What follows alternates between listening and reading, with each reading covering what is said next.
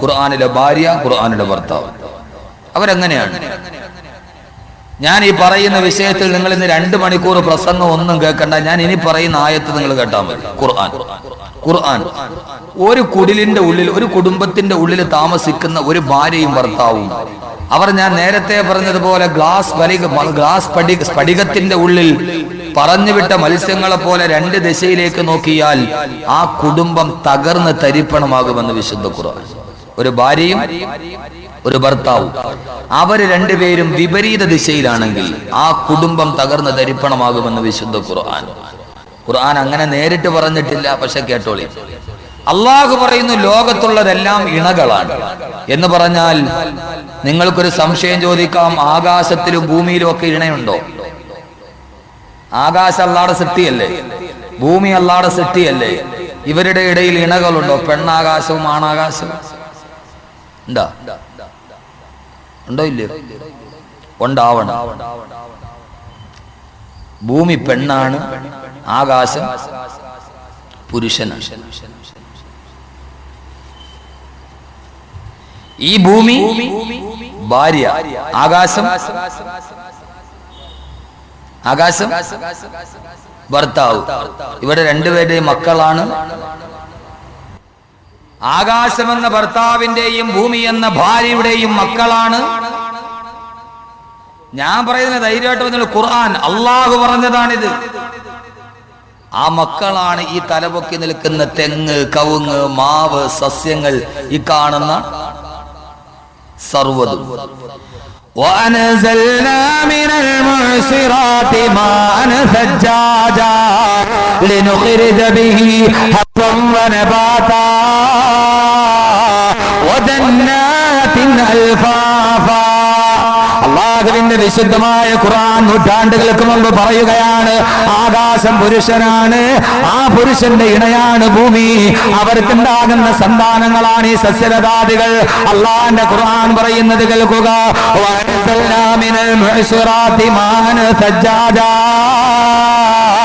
ആകാശത്ത് നിന്ന് മഴ പെയ്യുമ്പോൾ ആ മഴത്തുള്ളികൾ ഭൂമിയിലേക്ക് പെയ്തിറങ്ങുന്നത് നീ കാണുന്നില്ലയോ? ഈ ഭൂമിയിലേക്ക് പെയ്തിറങ്ങുന്നത് നീ കാണുന്നില്ലയോ? ആകാശം എന്ന് പറയുന്ന പുരുഷന്റെ ഇന്ദ്രിയത്തുള്ളിയാണ് മഴത്തുള്ളികൾ. ആ മഴത്തുള്ളി ഇന്ദ്രിയത്തുള്ളികളെ ആകാശമെന്ന പുരുഷൻ ശ്രവിക്കുമ്പോ അള്ളാഹുവിന്റെ ഖുർആന്റെ സങ്കല്പം എന്തോ ഒരു സങ്കല്പമാണ്. ഭൂമി എന്ന് പറയുന്ന ഈ പെണ്ണിന്റെ ഗർഭപാത്രം അതിനെ സ്വീകരിക്കുകയാണ്. ഈ വെള്ളം ഭൂമിയുടെ ഉള്ളിലോട്ട് ഇറങ്ങുമ്പോഴാണല്ലോ ആകാശമെന്ന പുരുഷന്റെ ഇന്ദ്രിയമായി മഴത്തുള്ളികൾ ഈ ഭൂമിയിലോട്ട് വരുമ്പോ ആ ഭൂമി എന്ന് പറയുന്ന മാതാവ് അതിനെ സ്വീകരിക്കുകയാണ്. അതിന്റെ ഗർഭപാത്രത്തിലേക്ക് മഴത്തുള്ളി ഇറങ്ങുകയാണ്. അള്ളാഹു പറയുന്നു, എന്തിനാണ് ആകാശത്തിന്റെ വെള്ളത്തുള്ളി, എന്തിനാണ് ഈ ഭൂമി എന്ന ഭാര്യ സ്വീകരിക്കുന്നതെന്നറിയുമോ?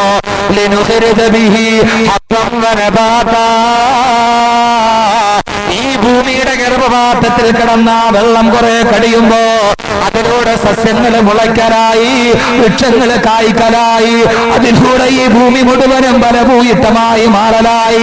ആകാശമെന്ന പുരുഷന്റെ ഇന്ദ്രിയത്തുള്ളിയായ മഴത്തുള്ളി ഭൂമി എന്ന് പറയുന്ന ഭാര്യയുടെ മാറിടത്തിലോട്ട് ഇറങ്ങുമ്പോൾ ഈ ഭൂമി പ്രസവിക്കുന്ന മക്കളാണ് ഈ കാണുന്ന വൃക്ഷങ്ങളെന്ന്, ഈ കാണുന്ന സസ്യങ്ങളെന്ന് അള്ളാന്റെ വിശുദ്ധ ഖുർആൻ. അതുകൊണ്ട് സഹോദരങ്ങളെ, ലോകത്തിലെ കുടുംബത്തിന്റെ മാതൃക ഈ ആകാശമാണ്, ഈ ഭൂമിയാണ്, ഈ അല്ലാഹു സൃഷ്ടിച്ച ഇതെല്ലാമാണ്.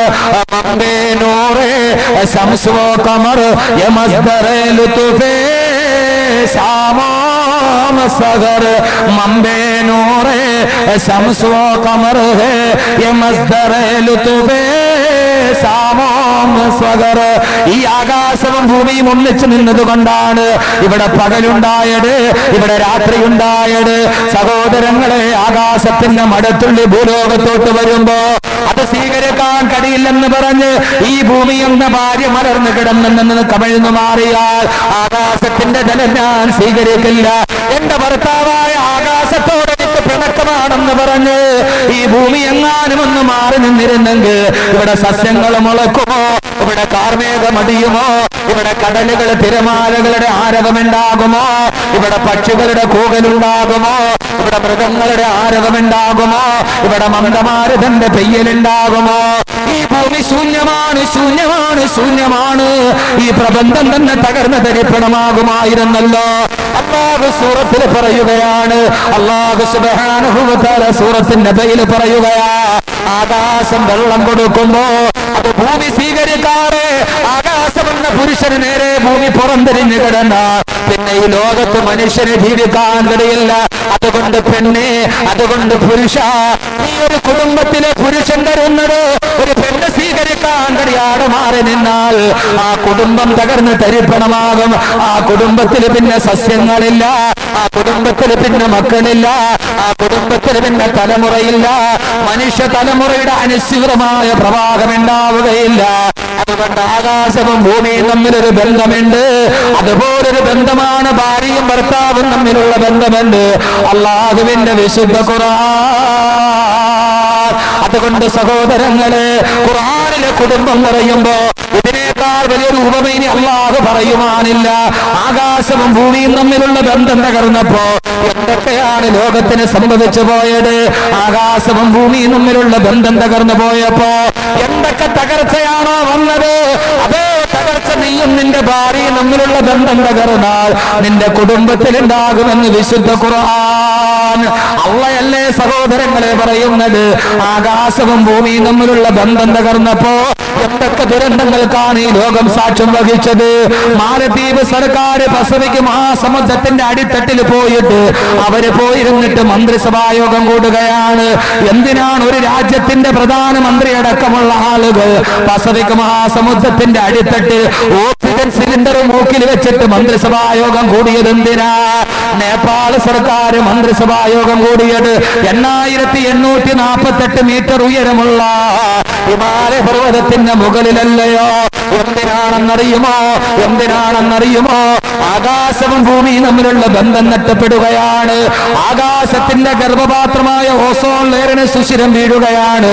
ഈ ഭൂമിയിൽ നിന്ന് 14,95,97,906 കിലോമീറ്റർ മുകളിൽ നിൽക്കുന്ന 1.5 കോടി ഡിഗ്രി സെന്റിഗ്രേഡിൽ കത്തിജ്വലിക്കുന്ന ഒരു സെക്കൻഡ് കൊണ്ട് 1.5 ലക്ഷം ടൺ ഹൈഡ്രജൻ ഹീലിയമാക്കി മാറ്റുന്ന ലോകത്തിലെ ഏറ്റവും വലിയ ആണവ നിലയമായ സൂര്യന്റെ സൂര്യപ്രകാശം അത് തടുത്തു നിർത്താൻ ആകാശത്തിന്റെയും ഭൂമിയുടെയും ഇടയിൽ അല്ലാഹു സുരക്ഷിതമായ ഒരു പാളിയെ വെച്ചു. ആ പാളിയാണ് ഓസോൺ പാളി. ഈ ആകാശവും ഭൂമിയും തകർന്നാൽ സംഭവിക്കുന്നതെന്തോ ആ ബന്ധം തകർന്നാൽ നിന്റെ വീട്ടിലും ഉണ്ടാകും. അതുകൊണ്ട് ആകാശവും ഭൂമിയിലുള്ള ബന്ധം തകർന്നപ്പോൾ സംഭവിച്ചതെന്താ? ഓസോൺ ലെയറുകൾക്ക് സുഷിരം വീണപ്പോ, ഓസോൺ ലെയറുകൾക്ക് സുഷിരം വീണപ്പോ സൂര്യന്റെ അൾട്രാവയലറ്റ് രശ്മികൾ നേരിട്ട് ഭൂമിയിലേക്ക് പതിക്കാൻ തുടങ്ങി. സൂര്യന്റെ അൾട്രാവയലറ്റ് രശ്മികൾ നേരിട്ട് പതിച്ചപ്പോ സംഭവിച്ചതെന്താ? ഈ ലോകത്തിന്റെ ബാലൻസ് തകിടം മറിഞ്ഞില്ലേ സഹോദരങ്ങളെ? പണ്ട് പുകവലിച്ചിട്ട് ക്യാൻസർ വരുമെന്ന് പറയുമായിരുന്നു, മുറുക്കിയിട്ട് ക്യാൻസർ വരുമെന്ന് പറയുമായിരുന്നു. RCCയിൽ 6 ആഴ്ച പ്രായമുള്ള കൊച്ചു കുഞ്ഞിന് ബ്ലഡ് ക്യാൻസർ ആണത്രേ. ആ കുഞ്ഞെപ്പോഴാണ് മുറുക്കിയത്? ആ കുഞ്ഞെപ്പോഴാണ് പുകവലിച്ചത്? റീജിയണൽ ക്യാൻസർ സെന്ററിൽ 6 ആഴ്ച പ്രായമുള്ള കുഞ്ഞാണ് ബ്ലഡ് ക്യാൻസർ പിടിച്ചിട്ട് കിടക്കുന്നത്. ആ കുഞ്ഞുമോന്റെ പൈതൃകം തകർത്തതാരാണ്? ആ കുഞ്ഞിന്റെ ശൈശവകാലത്തിന് വില പറഞ്ഞതാരാണ്? ആകാശവും ഭൂമിയും തമ്മിലുള്ള ബന്ധം തകർന്നപ്പോ ആകാശത്തിന്റെ ഗർഭപാത്രമായ ഓസോൺ ലെയറിന് സുഷിരം വീണപ്പോ അതിലൂടെ അൾട്രാവയലറ്റ് രശ്മികൾ ഭൂമിയിലോട്ട് വന്നപ്പോ അത് ലോകത്ത് മാരകമായ ക്യാൻസർ പടർന്നു പിടിക്കാൻ കാരണമായി. മിനിങ്ങാന്ന് ഞാൻ കൊല്ലം ജില്ലക്കടുത്തുള്ള ചോനകപ്പുറത്തിനടുത്ത് പള്ളിത്തോട്ടത്ത് വയല് കടിഞ്ഞിറങ്ങുമ്പോ ഒരു പിതാവ് വന്നിട്ട് എന്നോട് പറഞ്ഞു, ഉസ്താദ്, എന്റെ മകൻ 7 വയസ്സുകാരനായ പൊന്നുമോ RCCയിൽ ബ്ലഡ് ക്യാൻസർ പിടിച്ചിട്ട് കിടക്കുകയാ. അല്ലാഹു ആ കുഞ്ഞിന് ശിവ നൽകി അനുഗ്രഹിക്കുമാറാകട്ടെ. അദ്ദേഹത്തോട് വാക്ക് പറഞ്ഞ് ഞാൻ എല്ലാവരുടെ സദസ്സിലും ദുആ ചെയ്യാമെന്ന് എത്രയോ പേരോട് അങ്ങനെ പറഞ്ഞിരിക്കുന്നു. അല്ലാഹു അവർക്കൊക്കെ അതിന്റെ സുഖം നൽകി അനുഗ്രഹിക്കുമാറാകട്ടെ. സഹോദരങ്ങളെ, സൂര്യന്റെ സൂര്യപ്രകാശം നേരിട്ട് ഭൂമിയിലേക്ക് പതിക്കുകയാണ്. ഹിമാലയ പർവ്വതം ഉയരുകയാണ്. ഈ കഴിഞ്ഞ വേനൽക്കാലത്ത് നാം അനുഭവിച്ച ചൂടെന്തോ ഒരു ചൂടാണ്. ആ ചൂടിന്റെ കാരണം എന്താ? ഭൂമിയും ആകാശവും തമ്മിലുള്ള ബന്ധം തകർന്നതാണ്. അതിന്റെ സൂര്യന്റെ സൂര്യപ്രകാശം നേരിട്ട് ഭൂമിയിലോട്ട് വന്നപ്പോ ഹിമാലയ പർവ്വതത്തിന്റെ മഞ്ഞുകൾ ഉരുകുകയാണ്. ആ മഞ്ഞുരുകി പസഫിക്കിലേക്ക് ചെന്ന് ചേരുകയാണ്. പസഫിക്കിന്റെ ജലനിരപ്പ് ഉയരുകയാണ്. പസഫിക് മഹാസമുദ്രത്തിന്റെ ജലനിരപ്പ് ഇപ്പോഴുള്ളതിനേക്കാൾ 2 അടി കൂടി എങ്ങാനും ഉയർന്നു കഴിഞ്ഞാൽ എന്താണ് സഹോദരങ്ങളെ പ്രകൃതിയുടെ ബന്ധം തകർന്നപ്പോഴുള്ള ദുരന്തം എന്താ? ഈ ദുരന്തമാണ് നിന്റെ കുടുംബത്തെ കാത്തിരിക്കുക. അല്ലാഹു പറയുകയാണ്, ഈ പസഫിക് മഹാസമുദ്രത്തിന്റെ ഇപ്പോഴുള്ള ജലനിരപ്പ് 2 അടി കൂടി ഉയർന്നു കഴിഞ്ഞാൽ പിന്നീട് മാലദ്വീപ് എന്ന് പറയുന്ന രാജ്യം ഈ ലോകത്തില്ല. മാലദ്വീപും അതിലെ ജനങ്ങളും പസഫിക്കിന്റെ അടിയിലേക്ക് താഴാൻ പോവുകയാണ്. അതുകൊണ്ടാണ് അവര് പസഫിക്കിന്റെ ഉള്ളിൽ പോയി പത്രസമ്മേളനം നടത്തിയത്. കാർബൺ വാതകങ്ങൾ പുറന്തള്ളരുത്, ഓസോൺ ലെയറുകൾക്ക് സുഷിരം വീഴ്ത്തരുത്, പ്ലാസ്റ്റിക് നിരോധിക്കണേ, ചൂട് ക്രമാതീതമായി വർദ്ധിക്കുകയാണ്, ഹിമാലയ പർവ്വതം ഉരുകുകയാണ്. സഹോദരങ്ങളെ, അള്ള വെച്ചെടുത്ത് നിന്ന് മനുഷ്യൻ അതിന്റെ ബന്ധം തകർത്തപ്പോ ഈ ലോകം മുഴുവനും അവസാനിക്കാൻ പോകുന്നെന്ന് ഭൗതിക ശാസ്ത്രജ്ഞന്മാര് മുന്നറിയിപ്പ് നൽകുമ്പോ ഇന്ന് ലോകത്ത് ജീവിച്ചിരിക്കുന്ന ഏറ്റവും വലിയ ഭൗതിക ശാസ്ത്രജ്ഞനായ സ്റ്റീഫൻ ഹോക്കിംഗ് ഹാർവാർഡ് സർവകലാശാലയിൽ കഴിഞ്ഞ വർഷത്തെ ലോക ശാസ്ത്രജ്ഞന്മാരുടെ സമ്മേളനത്തിൽ വീൽ ചെയർ ഉരുട്ടിക്കൊണ്ടുവന്നിട്ട് സ്റ്റീഫൻ ഹോക്കിംഗ് പറഞ്ഞതെന്താണ്? ഇതാ ലോകാവസാനം അടുത്തിരിക്കുകയാണ്, ഈ പ്രബന്ധം തകരാൻ പോവുകയാണ്. ശ്രദ്ധിച്ചു കേൾക്കണേ. കുടുംബത്തെ പറയുമ്പോൾ എന്തിനാ ഒരു പസഫിക്? കുടുംബ തകർച്ചയെ കുറിച്ച് പറയുമ്പോൾ എന്തിനാ ഒരു അറ്റ്ലാന്റിക് പറയുക? ഖുർആന് നിങ്ങൾ ഇങ്ങനെ ഒരു പുനർവായന നടത്തണേ. അദ്ദേഹം വീൽ ചെയറിൽ വന്നിട്ട് പറഞ്ഞു, ഈ ലോകം തകരാൻ പോവുകയാണ്, ഖിയാമത്ത് നാൾ വരാൻ പോവുകയാണ്. അതിന് രണ്ട് കാരണങ്ങളേ ഉള്ളൂ. ഒന്നാണവ വികിരണമാണ്, മറ്റൊന്ന് ആഗോള താപനമാണ്. ആഗോള താപനമാണ്, വർദ്ധിക്കുന്ന ചൂടാണ് ലോകാവസാനത്തിന്റെ തകർച്ചയ്ക്ക് ആക്കം കൂട്ടുന്നത്. മറ്റൊന്നാണവ വികിരണമാണ്. ലോക സാമ്രാജ്യ ശക്തികൾ വാശിയോടെ വാരിക്കൂട്ടുന്ന അണുവായുധങ്ങൾ ഈ ലോകത്തിന്റെ തകർച്ചയ്ക്ക് ആക്കം കൂട്ടുകയാണ്. എങ്ങനെയാണ് ലോകത്ത് ചൂട് വർദ്ധിക്കാൻ തുടങ്ങിയത്? എങ്ങനെയാണ് ഈ ലോകത്ത് ചൂട് വർദ്ധിക്കാൻ തുടങ്ങിയത്? അല്ലാഹു സുബ്ഹാനഹു വ തആല ഈ ലോകത്തിന് നിർണിതമായ ഒരു തർത്തീബ് വെച്ചിട്ടുണ്ട്. അല്ലാഹു മനുഷ്യനെ സൃഷ്ടിച്ചത് അവന്റെ നിയന്ത്രണ പ്രകാരമാണ്. ലോകത്തെ സൃഷ്ടിച്ചത് അവന്റെ നിയന്ത്രണത്തിന്റെ താഴെയാണ്. ഭൂമിയെ വെക്കേണ്ടടുത്ത് അല്ലാഹു ഭൂമിയെ വെച്ചു, ആകാശത്തെ വെക്കേണ്ടടുത്ത് അല്ലാഹു ആകാശത്തെ വെച്ചു. ഈ ഭൂമിയും സൂര്യനും തമ്മിലുള്ള അകലം എത്രയാണ് നിങ്ങൾക്കറിയുമോ? അത് 14,95,97,906 കിലോമീറ്റർ ആണ്. ശാസ്ത്രജ്ഞന്മാര് പറയുകയാണ്, ഇപ്പോൾ ഇരിക്കുന്നതിനേക്കാൾ 1 കിലോമീറ്റർ മുകളിലാണ് സൂര്യൻ ഇരിക്കുന്നതെങ്കിൽ ഈ ഭൂമി മുഴുവനും മഞ്ഞുകൊണ്ട് ആവരണം ചെയ്യപ്പെടുമായിരുന്നു. ഇവിടെ സസ്യങ്ങൾ മുളയ്ക്കുമായിരുന്നില്ല. ഇപ്പോൾ ഉള്ളതിനേക്കാൾ 1 കിലോമീറ്റർ താഴെയാണ് ഇരിക്കുന്നതെങ്കിൽ, ഇപ്പോൾ അള്ള വെച്ചിരിക്കുന്നതിനേക്കാൾ 1 കിലോമീറ്റർ താഴെയാണെങ്കിൽ ഈ ഭൂമി ലോകത്തൊരു മനുഷ്യന് പോലും ജീവിക്കാൻ സാധ്യമല്ല. സൂര്യന്റെ ചൂട് സഹിക്കാൻ കഴിയാതെ സർവ്വതും കത്തിക്കരിഞ്ഞ് ചാമ്പലാകുമായിരുന്നു.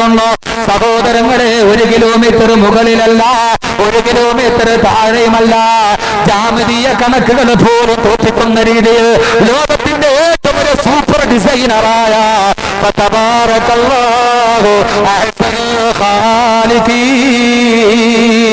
സൂപ്പർ ഡിസൈനറായ അല്ലാഹു സുബ്ഹാനഹു വ തആല ഒരു ആശാരി പെൻസിൽ വെച്ച് വരച്ചിട്ട് കൊത്തിയിട്ട് വരച്ചിട്ട് വെക്കുന്നത് പോലെ അല്ലാഹു കൃത്യമായിട്ട് വെച്ചിരിക്കുകയാണ്. ഭൂമിയും സൂര്യനും ഒക്കെ കൃത്യമായിട്ട് ഞാൻ ഫിറ്റ് ചെയ്ത് വെച്ചിരിക്കുകയാണ്. എന്നിട്ട് അല്ലാഹു തന്നെ മനുഷ്യനോടൊരു നിർദ്ദേശവും കൊടുത്തു. എന്താണെന്നറിയുമോ?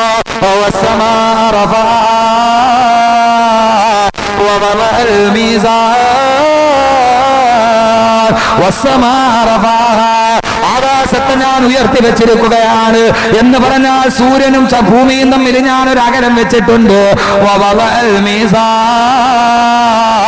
ഇതിനെ, ഈ പ്രപഞ്ചത്തെ ഞാനൊരു തുലാസ് പോലെ സന്തുലിതാവസ്ഥയിൽ നിർത്തിയിരിക്കുകയാണ്. ഈ പ്രപഞ്ചം തുലാസ് പോലെ നിൽക്കുകയാണ് എന്ന് പറഞ്ഞാൽ തുലാസ് 2 തട്ടും ഒരേപോലെ ഇരിക്കണം. എന്നിട്ട് അല്ലാഹു പറഞ്ഞു, ഈ സന്തുലിതാവസ്ഥയെ നിങ്ങൾ തകിടം മറിക്കരുതേ.